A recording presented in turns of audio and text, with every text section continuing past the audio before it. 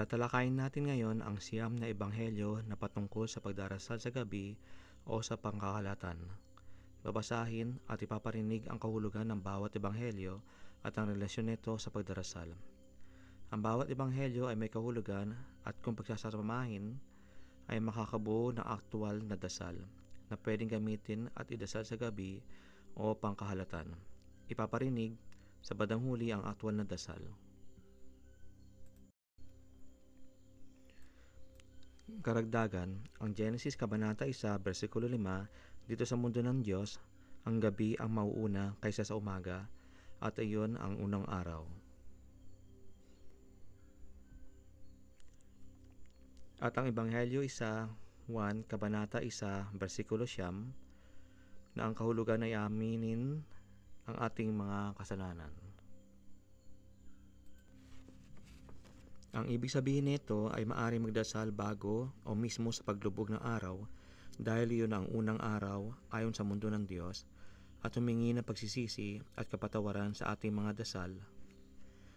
Simulan sa unang ebanghelyo sa Lumang Tipan. Awit Kabanata 4 versikulo 8. Sa aking paghiga, nakakatulog ng mahimbing, pagkat ikaw, Yahweh, ang nag-iingat sa akin. Ang taludtod na ito ay bahagi ng isang panalangin ni David na naglalarawan ng kanyang pagtitiwala sa Diyos sa gitna ng mga pagsubok. Ipinapakita nito ang kapayapaan at katiwasayan na dulot ng pagkakaroon ng tiwala sa Diyos, na nagbibigay ng proteksyon at gabay sa kanyang mga tagasunod. Ano ang relasyon nito sa pagdarasal sa gabi? Ang awit Kabanata 4 versikulo 8 na naglalarawan ng pagtitiwala at kapayapaan na dulot ng pakikipag-ugnayan sa Diyos bago matulog. Sa kabuuan, isang paanyaya na isama ang Diyos sa ating mga gabi na nagiging dahilan upang makatulog tayo ng may kapayapaan at katiyakan sa kanyang proteksyon at pagmamahal.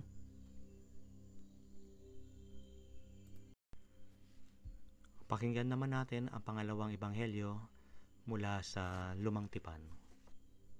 Awit Kabanata 63 versikulo 6. Pagka naalaala kita sa aking higaan, at ginugunita kita sa pagbabantay sa gabi.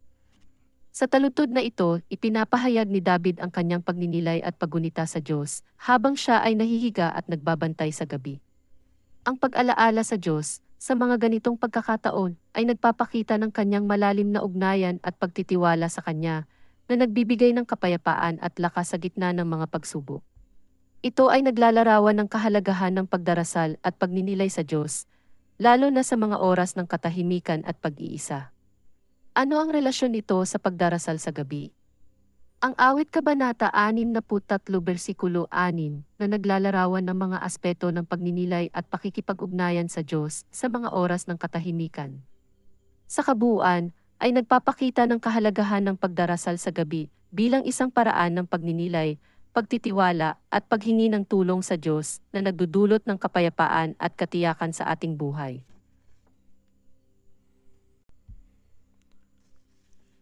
Ang ikatlong ebanghelyo mula sa Lumang Tipan. Pakinggan natin. Awit Kabanata 119 versikulo 62. Sa hating gabi ay babangon ako upang magpasalamat sa iyo, dahil sa iyong mga matuwid na kahatulan. Sa taludtod na ito, ipinapahayag ng manunulat ang kanyang dedikasyon sa Diyos sa pamamagitan ng pagbangon sa hating gabi upang magpasalamat. Ang pagkilos na ito ay nagpapakita ng kanyang paggalang at pagpapahalaga sa mga kautusan ng Diyos na itinuturing niyang matuwid. Ang pagpapasalamat sa Diyos sa mga ganitong oras ay isang paraan ng pagpapakita ng debosyon at pagkilala sa kanyang kabutihan at katarungan. Ano ang relasyon nito sa pagdarasal sa gabi? Ang awit Kabanata 119 versikulo 62 na naglalarawan ng mga aspeto ng debosyon at pakikipag-ugnayan sa Diyos sa mga oras ng katahimikan. Sa kabuuan, isang paraan ng pagpapahayag ng pasasalamat, pakikibaka sa espiritual na hamon, at pagpapalalim ng relasyon sa Diyos na nagdudulot ng kapayapaan at lakas sa ating buhay. Atin naman pakinggan ang ika-4 na ebanghelyo mula sa Bagong Tipan. Gawa Kabanata 16 versikulo 25. Nang maghahating gabi na, sina Pablo at Silas ay nananalangin at umaawit ng mga himno sa Diyos, at nakikinig naman ang ibang mga bilanggo. Sa taludtod na ito, makikita ang sitwasyon ni na Pablo at Silas habang sila ay nakakulong. Sa kabila ng kanilang kalagayan, sila ay nananalangin at umaawit ng mga himno na nagpapakita ng kanilang pananampalataya at pagtitiwala sa Diyos. Ang kanilang pagdarasal at pagpupuri ay hindi lamang nagbigay ng lakas sa kanila, kundi nagbigay din ng inspirasyon sa ibang mga bilanggo na nakikinig sa kanila. Ano ang relasyon nito sa pagdarasal sa gabi? Ang Gawa Kabanata 16 versikulo 25 na naglalarawan ng mga aspeto ng pananampalataya at debosyon sa Diyos sa mga oras ng pagsubok. Sa kabuuan ay isang paraan ng pagpapahayag ng pananampalataya, pagpupuri, at pagkakaroon ng kapayapaan sa kabila ng mga pagsubok.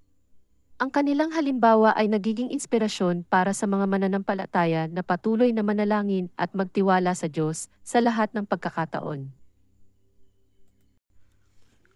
Pakinggan natin mula sa Bagong Tipan ang ika-5 Ebanghelyo. Lukas, Kabanata 6, versikulo 12. Nang panahong iyon, umakyat si Jesus sa isang bundok at magdamag siyang nanalangin sa Diyos. Sa taludtod na ito, makikita ang halimbawa ni Jesus na naglaan ng oras para sa panalangin sa Diyos sa isang tahimik na lugar.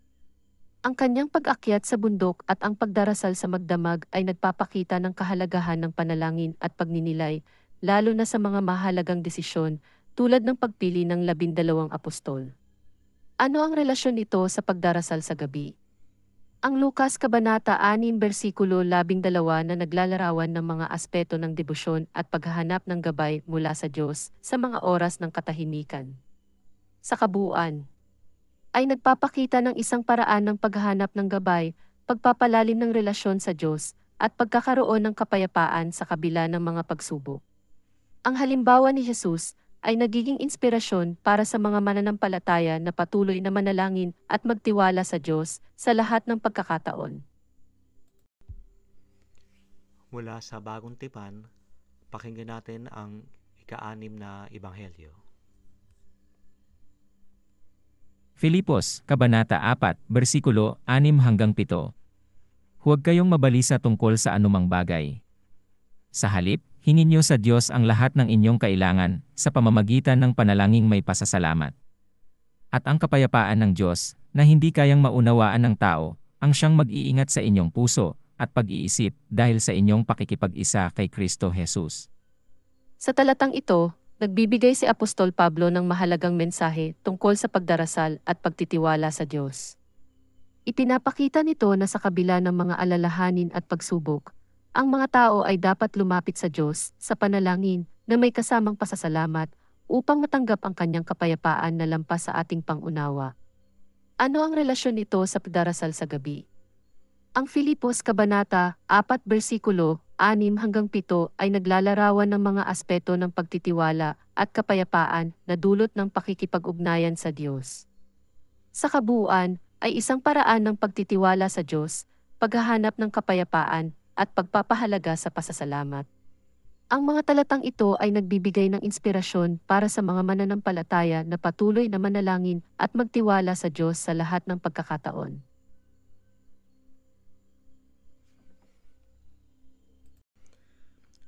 Ang ika-7 Ebanghelyo mula sa Lumang Tipan. Pakinggan natin. Awit, Kabanata 55, versikulo 22. Ilagak kay Yahweh, iyong suliranin, alalayan ka't ipagtatanggol rin, ang taong matuwid, di niya bibiguin. Ang talatang ito ay nagbibigay ng mensahe ng pagtitiwala sa Diyos, na nagsasaad na ang mga suliranin at pasanin ay dapat ilagak sa Kanya, at siya ay magbibigay ng suporta at proteksyon sa mga matuwid. Nagpapakita ng tema ng pananampalataya at pag-asa sa Diyos sa gitna ng mga pagsubok. Ano ang relasyon nito sa pagdarasal sa gabi? Ang Awit Kabanata 55 versikulo 22 ay nag-udyok sa mga tao na ilagak ang kanilang mga pasanin kay Yahweh na nagpapahiwatig ng pagtitiwala at pag-asa sa Kanya sa gitna ng mga pagsubok. Isang pagkakataon para sa mga tao na mag-reflect at humingi ng tulong sa Diyos na nagiging isang mahalagang bahagi ng kanilang espiritual na buhay. Sa kabuuan, ay nagsisilbing paalala na sa mga oras ng pagdarasal, lalo na sa gabi, ang mga tao ay maaaring ilagak ang kanilang mga pasanin kay Yahweh at makahanap ng lakas at kapayapaan sa Kanya. Pakinggan naman natin ang ikawalong ebanghelyo mula sa Lumang Tipan. Isayas, Kabanata 40, versikulo 20. Siya'y nagbibigay ng lakas sa mahina, at ang walang kapangyarihan, ay pinananagana niya sa kalakasan. Ang talatang ito ay nagpapakita ng kakayahan ng Diyos na magbigay ng lakas at suporta sa mga taong nanghihina at napapagod. Ito ay isang paalala na sa kabila ng mga pagsubok at pagod na nararanasan ng tao, ang Diyos ay laging nandyan upang magbigay ng lakas at pag-asa. Ano ang relasyon nito sa pagdarasal sa gabi? Ang Isayas Kabanata 40 versikulo 20 ay nagsasaad na, siya'y nagbibigay ng lakas sa mahina, at ang walang kapangyarihan ay pinananagana niya sa kalakasan. Sa kabuuan, ay nagsisilbing paalala na sa mga oras ng pagdarasal, lalo na sa gabi, ang mga tao ay maaaring humingi ng lakas at tulong mula sa Diyos na nagbibigay ng pag-asa at kapayapaan sa gitna ng mga pagsubok. Ang ikasyam at huling ebanghelyo mula sa Lumang Tipan, pakinggan natin. Awit, Kabanata 71, versikulo 11. Sa kanyang mga anghel, ika'y itatagubilin, saan mang dako, maparoon, tiyak kang ingatan. Ang talatang ito ay nagbibigay diin sa proteksyon at pangangalaga ng Diyos sa mga tao sa pamamagitan ng kanyang mga anghel. Ipinapakita nito na ang Diyos ay may mga tagapagbantay na handang mag-alaga at mag-ingat sa mga nananampalataya sa Kanya, anuman ang kanilang pinagdadaanan o saan man sila naroroon. Ano ang relasyon nito sa pagdarasal sa gabi? Ang awit Kabanata 71 versikulo 11 ay nagsasaad na, sa Kanyang mga anghel, ika'y itatagubilin, saan mang dako maparoon, tiyak kang ingatan.